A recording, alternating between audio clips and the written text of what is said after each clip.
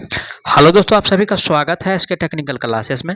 तो चलिए दोस्तों, आज बात करने वाले हैं बेसिक इलेक्ट्रिसिटी और बेसिक इलेक्ट्रिसिटी के एक्सेप्टेड क्वेश्चंस होगा इस क्लास में।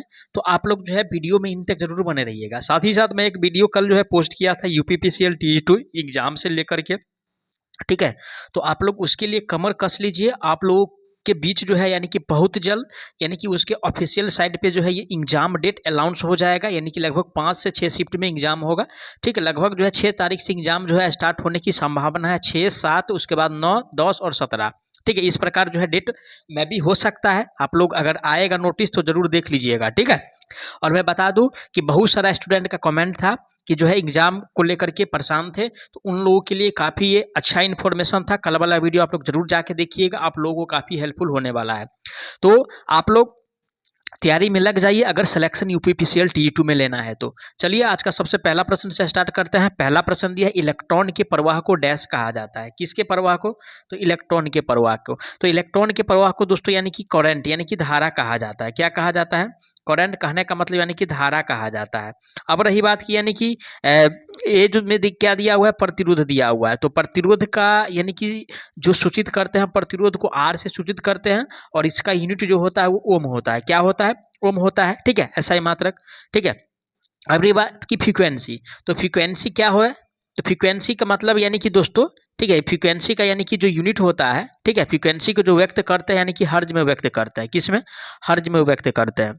साथ ही साथ यानी कि धारा जो दिया हुआ है वो किस में दिया हुआ है?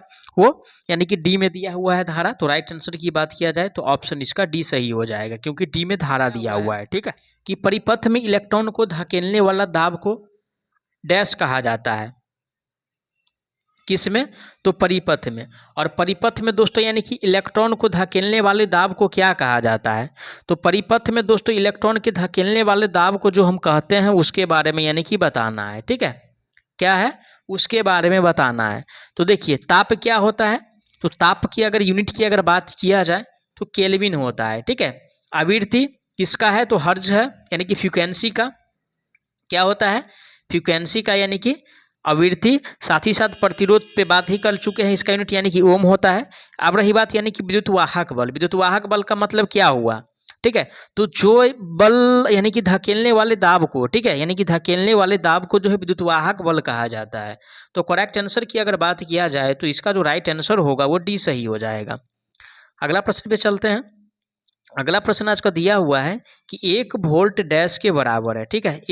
एक वोल्ट बराबर जो दोस्तों होता है, ठीक है, 1 वोल्ट बराबर जो होता है ये होता है आपको यानी कि 1 जूल प्रति कूलम, ठीक है। 1 जूल प्रति यानी कि कूलम होता है, ठीक है। 1 वोल्ट बराबर 1 जूल प्रति यानी कि कूलम होता है। ऑप्शन किस में दिया है? तो ए में तो कह रहा है कि कूलम प्रति जूल, तो कूलम प्रति जूल नहीं होता है 1 वोल्ट बराबर। 1 वोल्ट बराबर जो होता है वो जूल प्रति कूलम होता है। ऑप्शन ये जो दिया हुआ है वो बी में दिया है। राइट आंसर की अगर बात किया जाए तो करेक्ट आंसर इसका यानी कि बी सही हो जाएगा, ठीक है। अब रही बात यानी कि जूल जो होता है वो कार्य का यूनिट होता है। किसका? कार्य का यूनिट क्या होता है? तो जूल होता है। आगे बढ़ते हैं नेक्स्ट प्रश्न पे। अगला प्रश्न दिया है कि आदर्श रूप से नियंतांक भोलता स्रोत में होना चाहिए। यहाँ से 4-5 प्रश्न बनेगा और आप लोग उसको ध्यान से ध्यान दीजिएगा।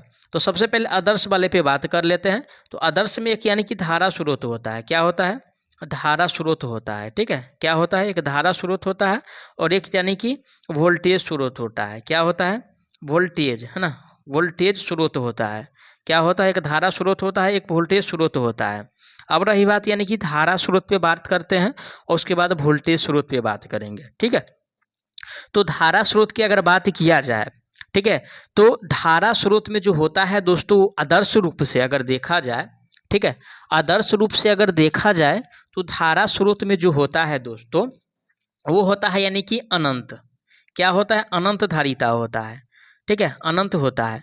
साथ ही साथ वोल्टेज स्रोत की अगर बात किया जाए तो शून्य होता है। तो ये तो आपको यानी कि आदर्श वाला हो गया। अब रही बात कि बिना ये आदर्श अगर नहीं रहे, पूछे कि यानी कि वोल्टता स्रोत का आंतरिक जो है प्रतिरोध कितना होता है, ठीक है। तो वोल्टता स्रोत का पूछेगा, अगर आदर्श के रूप में नहीं पूछे तो वहाँ पे जो होगा दोस्तों वोल्टता स्रोत का, तो वहाँ पे अनंत हो जाएगा, ठीक है, अनंत हो जाएगा। अगर धारा स्रोत का पूछे तो वहाँ पे यानी कि शून्य हो जाएगा। कहने का मतलब अगर आदर्श पूछे तो इसके अपोजिट हो जाएगा, ठीक है। अगर वो नहीं पूछे तो यानी कि जो बोले हैं यानी कि धारा वोल्टेज स्रोत का अनंत हो जाएगा और धारा स्रोत का शून्य हो जाएगा, ठीक है। तो इस प्रकार से यहाँ पे जो है 4 प्रश्न बन रहा है और 4 काफ़ी इंपॉर्टेंट प्रश्न है, ठीक है। इससे जो है यानी कि यूपीपीसीएल TE2 में जरूर एक क्वेश्चन जो है आने ही वाला है, ठीक है ना। तो यहाँ पे जो राइट आंसर होगा यानी कि वोल्टता स्रोत का, ठीक है, तो वोल्टता स्रोत का तो शून्य होगा आदर्श वाला में, तो बी में दिया है। तो राइट आंसर की अगर बात किया जाए तो ऑप्शन इसका बी सही हो जाएगा, है ना। चलिए आगे बढ़ते हैं। अगला प्रश्न आज का दिया हुआ है, क्वेश्चंस में कह रहा है कि निम्न में से क्या एक स्केलर मात्रक है, ठीक है, स्केलर मात्रक है, ठीक है। एक क्या होता है, वेक्टर क्वांटिटी है, ठीक है, एक स्केलर है, ठीक है, स्केलर है। तो वेक्टर में अगर बात किया जाए तो विद्युत बल हो जाएगा, विद्युत बल हो जाएगा, ठीक है, विद्युत बल हो जाएगा। साथ ही साथ यानी कि तीव्रता हो जाएगा, उसके साथ साथ यानी कि घनत्व हो जाएगा। ये सब दोस्तों यानी कि वेक्टर है। लेकिन स्केलर की अगर बात किया जाए तो विद्युत धारा हो जाएगा, ठीक है, क्या हो जाएगा, विद्युत यानी कि धारा हो जाएगा स्केलर। स्केलर का मतलब जो बी में दिया है विद्युत धारा, ये स्केलर क्वांटिटी है, क्या है, स्केलर क्वांटिटी है। तो राइट आंसर जो होगा इसका यानी कि बी सही हो जाएगा। क्या सही हो जाएगा, बी सही हो जाएगा, क्योंकि बी में जो दिया हुआ है विद्युत धारा, और विद्युत धारा एक प्रकार का स्केलर क्वांटिटी है, ठीक है। सॉरी। आज का अगला प्रश्न पे चलते हैं। आज का अगला जो प्रश्न दिया हुआ है इसमें यानी कि चुनना है कि निम्नलिखित में से कौन सही है, ठीक है। तो देखिए ये माइक्रो, ये मिली है और ये माइक्रो है, तो ये तो गलत दिया हुआ है। ये एम्पियर है, ये माइक्रो है, ये भी गलत है। एसी में दिया है एम्पियर और ये माइक्रो है, ये भी गलत दिया है। और डी में जो कह रहा है यानी कि माइक्रो एम्पियर और माइक्रो एम्पियर ग्रेटर देन यानी कि मिली एम्पियर, ठीक है। तो ये यानी कि सही कॉम्बिनेशन है। करेक्ट आंसर जो होगा इसका दोस्तों, राइट आंसर इसका यानी कि डी सही हो जाएगा। अगला प्रश्न पे चलते हैं। आज का अगला प्रश्न जो दिया हुआ है क्वेश्चंस में कह रहा है कि निम्नलिखित में से कौन सा मापदंड जो है समानांतर कनेक्शन में समान है, ठीक है। यानी कि समानांतर जो कनेक्शन होता है, ठीक है, तो कनेक्शन कितने प्रकार का होता है, तो देखिए कनेक्शन 2 प्रकार का होता है। एक यानी कि सीरीज होता है, ठीक है, एक सीरीज होता है, और एक यानी कि समानांतर होता है, ठीक है। समानांतर यानी कि एक श्रेणी होता है, सीरीज का मतलब श्रेणी, ठीक है, यहाँ पे कंफ्यूज नहीं हो रहिएगा, आप लोग कहे कि हिंदी में एक इंग्लिश में। तो समानांतर की अगर बात किया जाए तो इसमें वोल्टेज समान होता है, क्या होता है, वोल्टेज जो है यानी कि समान होता है समानांतर में। वहीं पे अगर सीरीज की बात किया जाए तो इसमें यानी कि धारा समान होता है, ठीक है। क्वेश्चन ये भी आ सकता है कि निम्नलिखित में से किस सर्किट में जो है, या सीरीज सर्किट में और समानांतर सर्किट में निम्नलिखित में से क्या समान रहता है, तो दोनों में क्या समान रहता है। अगर ऐसा प्रश्न आए तो दोनों में जो समान होता है दोस्तों वो पावर होता है, ठीक है, क्या होता है, पावर होता है, यानी कि शक्ति होता है। ये दोनों में सीरीज में भी समान होगा और समानांतर में भी समान होगा। लेकिन अगर वैसे पूछा जाए कि समानांतर कनेक्शन में कौन समान होता है या सीरीज में कौन समान होता है, तो समानांतर में जो होगा दोस्तों वो वोल्टेज समान होता है। और ऑप्शन ए में दिया है वोल्टेज, करेक्ट आंसर अगर देखा जाए तो राइट आंसर इसका ए सही हो जाएगा, ठीक है। सी में जो ऑप्शन दिया हुआ है वो विद्युत धारा दिया हुआ है, क्या दिया हुआ है, सी में ऑप्शन जो दिया हुआ है वो विद्युत धारा दिया हुआ है, ठीक है। तो विद्युत धारा जो है दोस्तों वो, इसका यूनिट की अगर बात किया जाए विद्युत धारा का तो एम्पियर होता है, और एम्पियर को ए से दर्शाते हैं। साथ ही साथ यानी कि शक्ति, तो शक्ति किसका यूनिट है, तो शक्ति किसका यूनिट है, तो देखिए शक्ति का क्या, शक्ति का यानी कि वाट, क्या है भाई, वाट है। साथ ही साथ ऊर्जा किसका है, तो कार्य का यूनिट यानी कि ऊर्जा होता है, ठीक है, ये भी ध्यान में रखिएगा। तो इसका जो राइट आंसर होगा वो वोल्टेज हो जाएगा, क्योंकि समानांतर में वोल्टेज समान होता है, श्रेणी में जो है यानी कि धारा समान होता है। आगे बढ़ते हैं नेक्स्ट प्रश्न पे। नेक्स्ट प्रश्न है आज का, क्वेश्चंस में दिया हुआ है कि विद्युत ऊर्जा कहाँ से प्राप्त की जा सकती है, ठीक है, विद्युत ऊर्जा।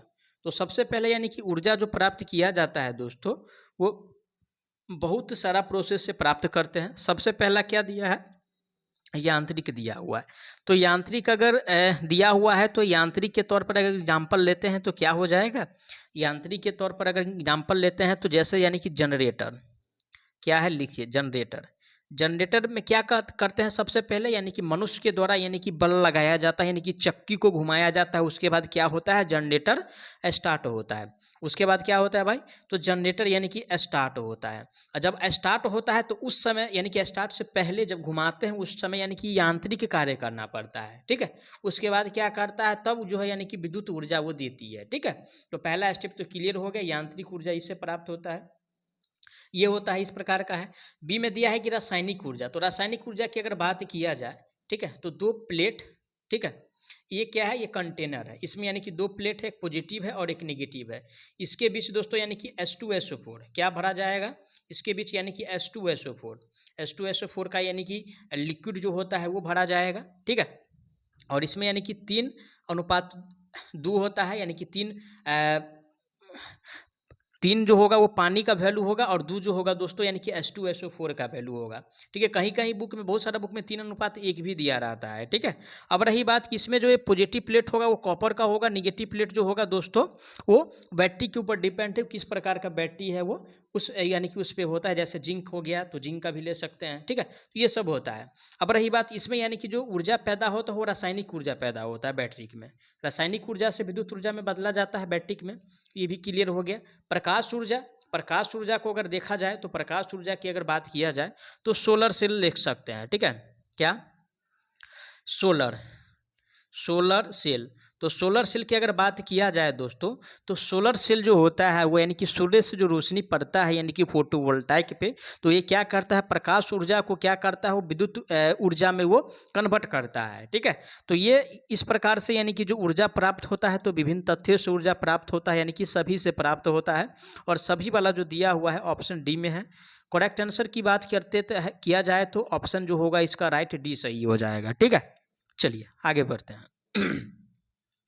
अगला प्रश्न, आज का 10 नंबर प्रश्न है कि किसी बिंदु पर 20 वोल्ट विभव है, अनंत से इस बिंदु तक इकाई आवेश लाने में किया गया कार्य क्या है। देखिए दोस्तों ये क्या कह रहा है, यानी कि ये कोई पॉइंट है और यहाँ पे क्या है, किसी बिंदु पर 20 विभव, ये बिंदु है और यहाँ पे यानी कि 20 विभव है, ठीक है। और अनंत से इस बिंदु तक, अनंत से अगर इस बिंदु तक ये अनंत हुआ और इस बिंदु तक अगर लाया जाए तो इसके बीच जो हमको कार्य करना पड़ेगा, ठीक है, वो जो कार्य करना पड़ेगा वो आपको यानी कि 20 जूल करना पड़ेगा, ठीक है। कितना, ओनली फॉर 20 जूल ही करना पड़ेगा, जो ऑप्शन में यानी कि दिया हुआ है विभव उसके समान ही कार्य करना पड़ेगा। तो कन्फ्यूज नहीं होना है इसमें, राइट आंसर जो होगा इसका वो 20 जूल हो जाएगा। क्या हो जाएगा, 20 जूल हो जाएगा। तो मैं आशा करता हूँ आप लोग सारा प्रश्न को अच्छा से समझे होंगे। और आप लोग ये नहीं देखिए कितना प्रश्न हम करा रहे हैं नंबर बाय, आप ये देखिए कि हम जो वीडियो कराते हैं तो उसमें कितना प्रश्न यानी कि बनता है, ठीक है। तो आप लोग सारा प्रश्न को अच्छा से समझे होंगे और किसी भी प्रश्न में किसी प्रकार का डाउट है तो उसके लिए कमेंट कीजिएगा, आपको जवाब बहुत जल्द मिलेगा। साथ ही साथ यूपीपीसीएल T2 एग्जाम क्लियर करने के लिए अभी तक इस चैनल को सब्सक्राइब नहीं किए हैं तो सब्सक्राइब जरूर कर लीजिए। तो चलिए मिलते हैं नेक्स्ट पार्ट में, तब तक के लिए जय हिंद।